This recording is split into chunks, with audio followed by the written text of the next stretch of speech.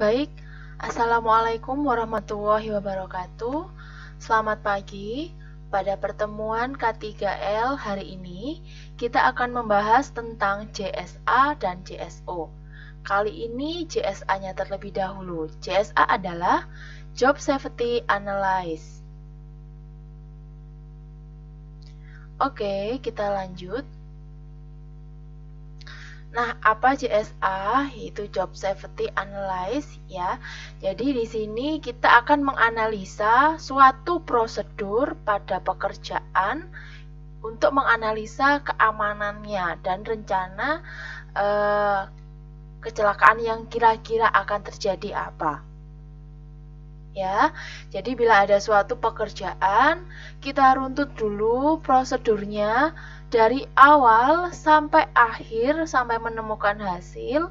Kita runtut, kemudian kita analisa tiap stepnya itu kira-kira kecelakaan atau bahaya apa yang akan terjadi. Apa tujuannya? Di sini tujuan dari membuat JSA adalah mencari atau menemukan adanya potensi bahaya pada suatu step atau tahapan pada rangkaian pekerjaan. Misalnya, pada suatu percobaan kimia organik misalnya.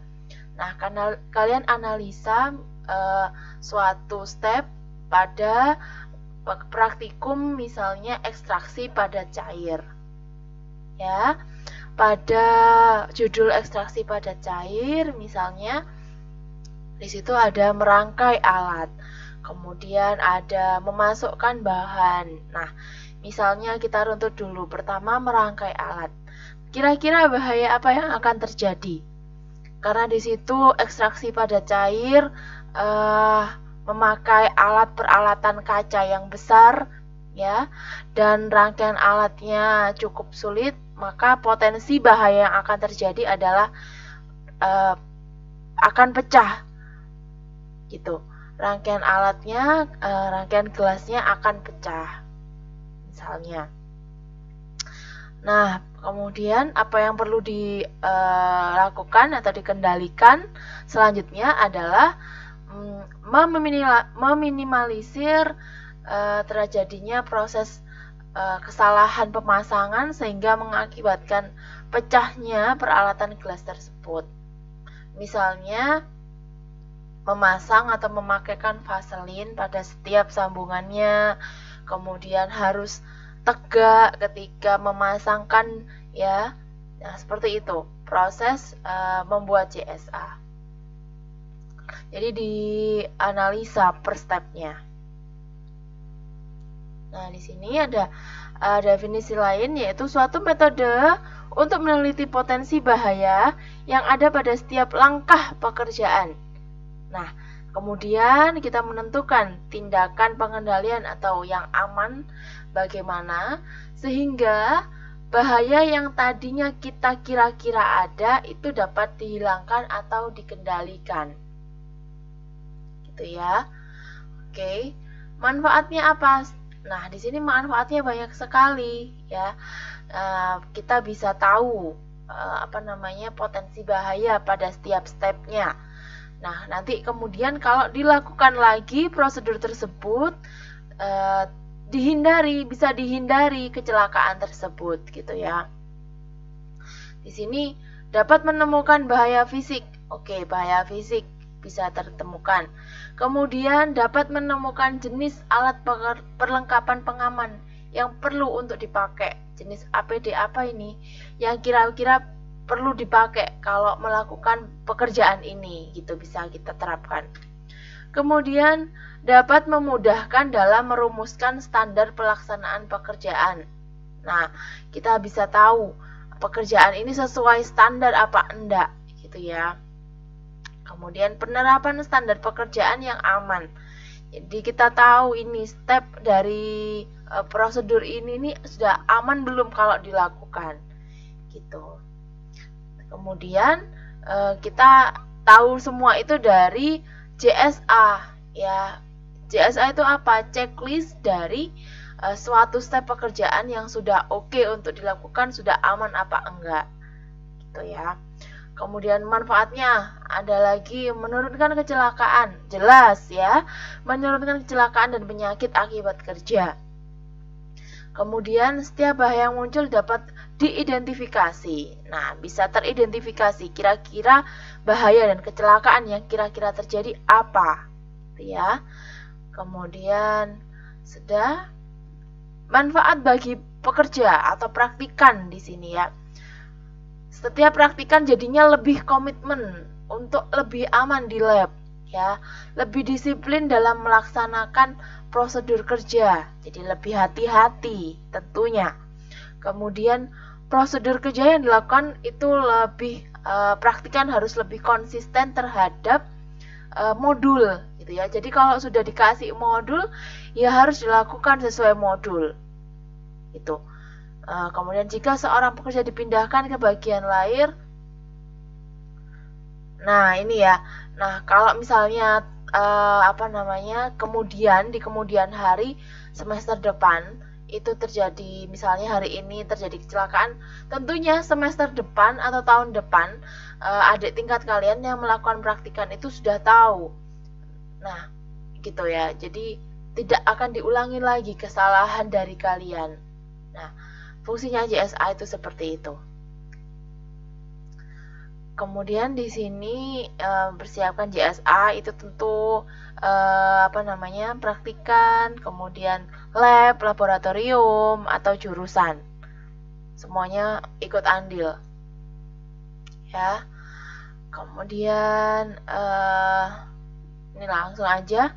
Apa langkah-langkah yang harus dilakukan ketika membuat JSA? Di sini kalian tentukan dulu jenis pekerjaannya apa, ya. Kemudian diuraikan step-stepnya dari pekerjaan itu apa saja. Kemudian setelah diurutkan step-stepnya, kalian identifikasi pada setiap step itu kira-kira potensi bahayanya apa, kecelakaan yang akan terjadi apa. Kemudian tetap dilakukan tindakan. Jadi setelah itu kalian analisa cara menghilangkan bahaya tersebut bagaimana, atau tindakannya apa yang perlu dilakukan. Itu ya langkah-langkahnya. Kemudian pengendaliannya di sini ada 4 macam ya. Di situ ada eliminasi, substitusi, rekayasa, pengendalian administratif.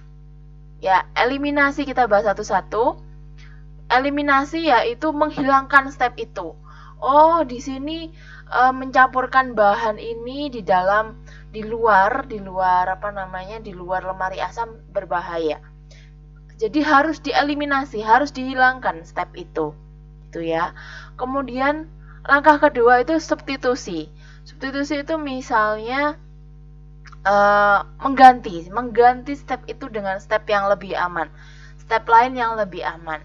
Pilihan metode yang lain itu ada rekayasa. Di situ rekayasa.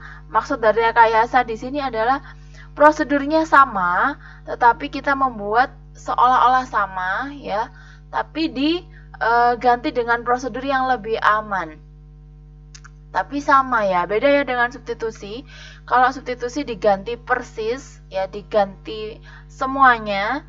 Kalau rekayasa itu hanya diganti metode yang atau step yang sama tapi yang aman. Misalnya tadi kalau tidak dilakukan di lemari asam misalnya ya, rekayasanya apa? Nah, lemari asamnya rusak misalnya. Nah, kita melakukan mengambil larutan atau mencampurkan bahan berbahaya itu misalnya di luar ruangan yang mempunyai sirkulasi udara yang bagus. Gitu. Misalnya rekayasa seperti itu. Atau step yang keempat yaitu pengendalian administratif. Pengendalian administratif ini seperti memasang prosedur pada setiap step-stepnya ya. Misalnya di lemari asam perlu ditambahkan administratifnya apa, yaitu dipasanglah prosedur atau poster-poster bahaya gitu misalnya. Itu masuk ke pengendalian administratif. Ya. Kemudian syarat yang harus mengacu prinsip tersebut, ya, itu metodenya harus efektif. Ya. Pengendalian itu harus efektif dalam menghindari kecelakaan. Kemudian dapat dilakukan, mudah bisa dilakukan. Jangan kira-kira, misalnya kalau nggak di lemari asam, oh Bu, saya akan membuat larutan ini akan di atap gedung. Nah, kan nggak mungkin gitu loh. Jadi itu dihindari yang nggak mungkin itu. Jadi dibuat prosedur pengendaliannya itu yang bisa dilakukan, tetap bisa dilakukan gitu ya. Kemudian perlu dilihat juga di situ biayanya. Nah, kalau kalian pakai alat, mau mengganti metode terus pakai alat yang lebih mahal, nah itu kan sulit gitu. Jadi harus kalian ganti prosedur itu dengan yang murah gitu. Kemudian yang terakhir, tidak mengganggu proses produksi. Jadi tidak ada tetap bisa berjalan itu prosedur praktikum itu, misalnya ekstraksi padat cair.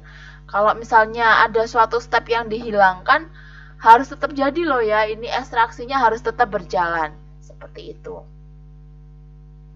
Ya, di sini anjurannya eliminasi itu harus 100% ya. Kemudian substitusi 75%, mendekati 50% itu rekayasa itu tadi ya, administrasi 30%, kemudian harus ada training atau pelatihan dari setiap praktikan 20%, dan personal protective equipment. Jadi APD-nya harus lengkap, protektifnya itu 5%. Gitu ya. Nah, seperti ini JSA modelnya.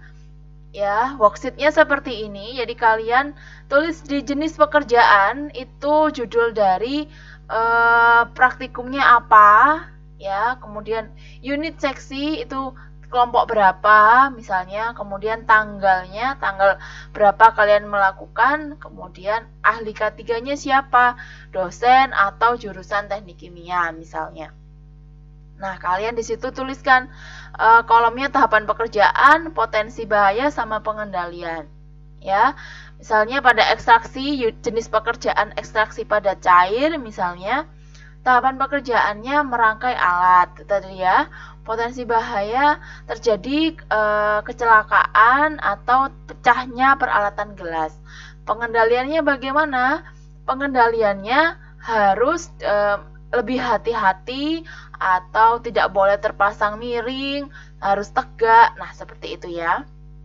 Kemudian tim JSA, tuliskan namanya siapa saja, nama kelompoknya ya. Kemudian tanda tangan lah kalian semuanya di situ. Dan ini contoh dari membuat worksheet JSA. Kalian nanti buat semua ya. Kemudian ini saya bagi, tugas ini adalah kelompok. Jadi satu kelompok kalian bagi menjadi 7 kelompok di situ. Menurut absen aja. Jadi kalau ada 20 orang satu kelas, tinggal dibagi 20 bagi 7. Ya, berarti ada yang 2 orang, ada yang 3 orang. Nah, kelompok 1 misalnya itu absen 1 sampai 3, kelompok 2 4 sampai 6 dan seterusnya. Nah, kemudian setelah dibagi kelompok, kalian lihat di sini ya, kelompok 1 itu lihat job sheet atau modul praktikum kelarutan senyawa organik, bab yang judul praktikumnya kelarutan senyawa organik. Kalian jabarkan tiap prosedurnya, tahapannya, kemudian kalian identifikasi potensi bahaya yang akan terjadi, kemudian yang dikendalikan bagaimana cara mengendalikannya, substitusi kah, eliminasi kah, gitu ya. Begitu seterusnya sampai judul praktikum kimia organik reaksi esterifikasi di kelompok 7. Ya, semuanya buat seperti ini, buat worksheet JSA, kemudian dikumpulkannya minggu depan. Ini ya, silakan dikerjakan. Oke, terima kasih atas perhatiannya. Saya tutup K3L hari ini tentang JSA. Silahkan praktekkan membuat JSA sesuai kelompok masing-masing. Wassalamualaikum warahmatullahi wabarakatuh. Terima kasih sudah menyimak.